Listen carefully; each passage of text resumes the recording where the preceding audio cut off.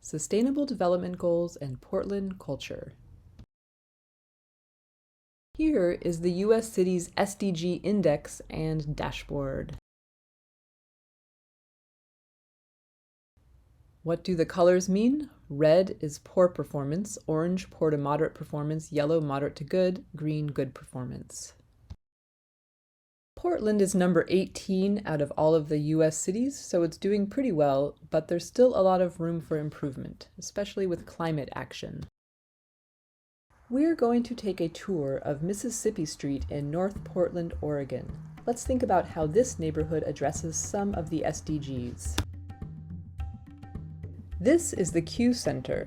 The Q Center provides community-based support for LGBTQ+ community members seeking connection and resources. Its mission is to provide safe spaces and community building in the Pacific Northwest.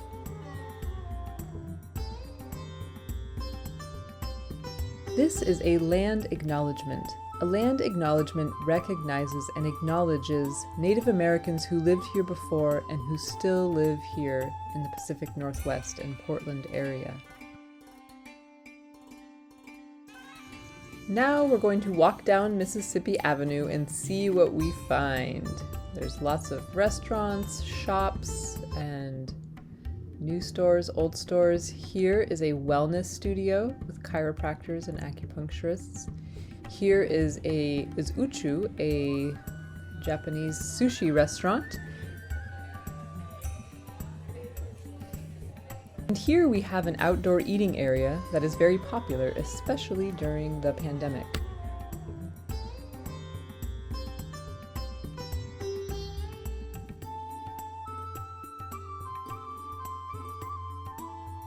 The orange bike rack is for Biketown bicycles.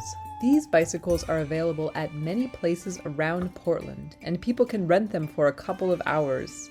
Someone could get a bike here and ride it downtown. Here is a comic book shop, Bridge City Comics.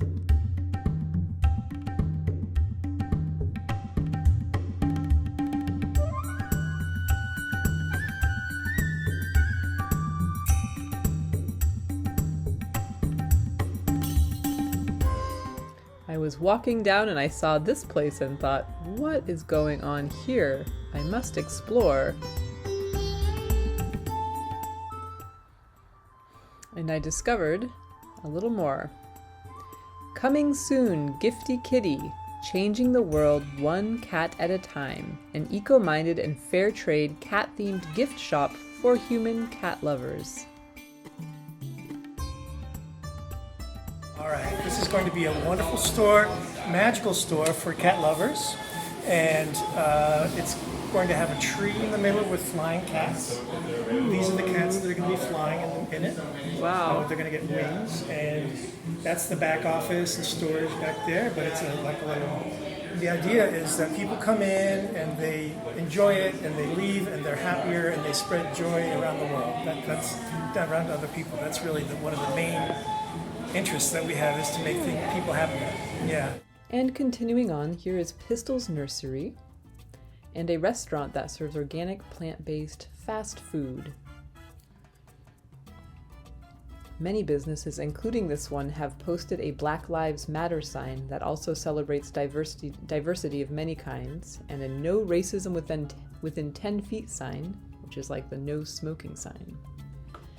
Here is a mural, a type of outside wall art, and this mural looks like it's celebrating and centering Black lives and experiences. Here is the Rebuilding Center. The Rebuilding Center, you can donate or buy used materials, take classes to learn about building skills, and this organization keeps building materials out of a landfill. Here we have a bioswale, or a storm water collection point. There are a lot of native plants, and the goal is for the whole bioswale, including the native plants, to absorb rainwater and prevent it from going into storm drains, and then the sewer system, and then ultimately the river. So the bioswale cleans the water first. This art installation and seating area is made with sustainable materials like mud and straw. It provides a beautiful public space for people to hang out, rest, or just enjoy how beautiful it is. It was built by an organization called City Repair. They create lots of beautiful, ecological, and socially just places. Businesses on Mississippi show their support for the Black Lives Matter movement and the LGBTQ+ movement through signs and flags. This is Mississippi Pizza.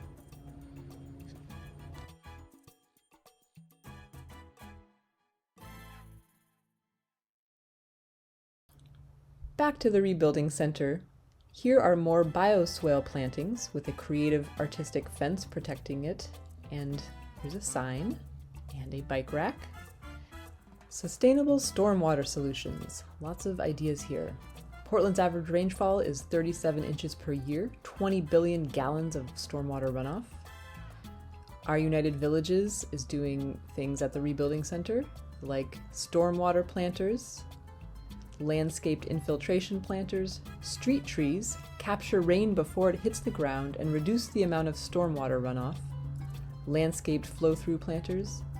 The Rebuilding Center is doing all these things with the City of Portland, the Rebuilding Center, and the United States Environmental Protection Agency, or the EPA.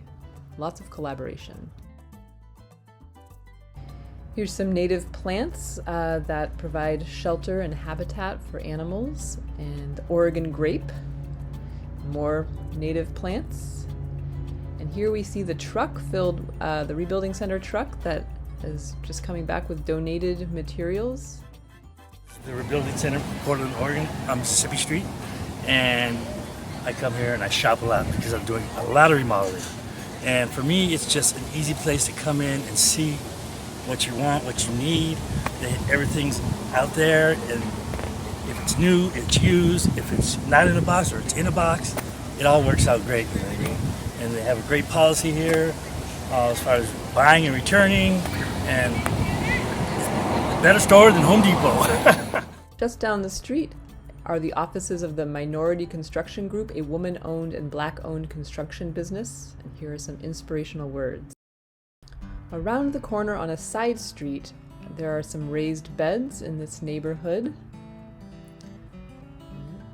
for vegetables. It looks like they're building a rock wall.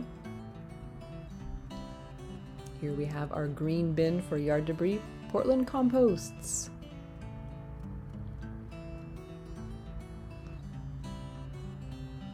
And Portland Recycles.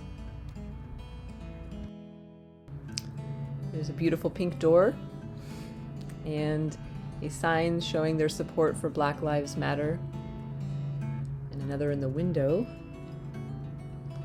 And here's a sign showing that this yard supports wildlife habitat. This is a program with an organization called Portland Audubon, whose mission is to protect wildlife, conserve habitat, and provide homes for insects and animals.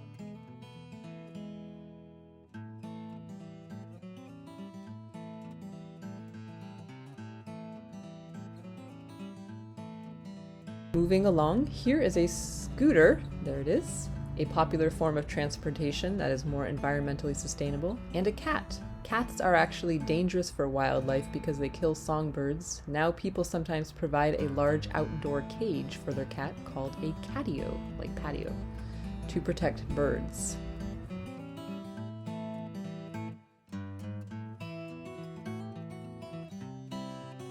This neighborhood has a mix of old houses, new houses, big houses, small houses, medium-sized houses, and some unusual houses, some fun art on houses.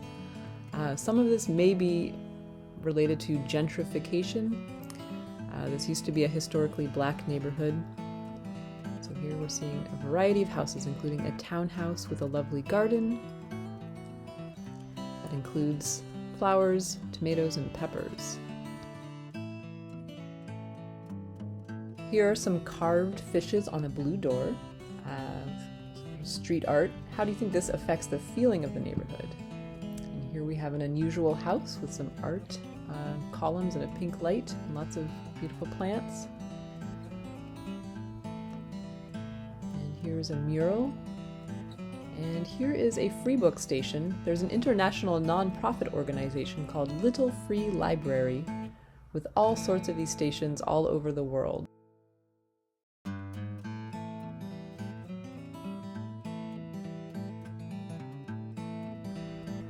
Here are solar panels on a house. This roof is facing south, which means it gets more sun exposure.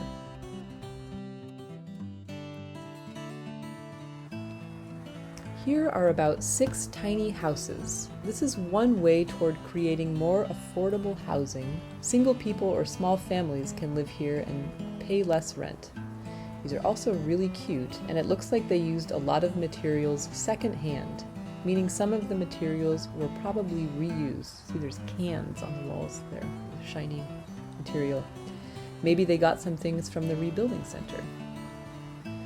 There are also lots of trees and bushes here that provide shelter, habitat, and food for insects, birds, and animals. And they're beautiful.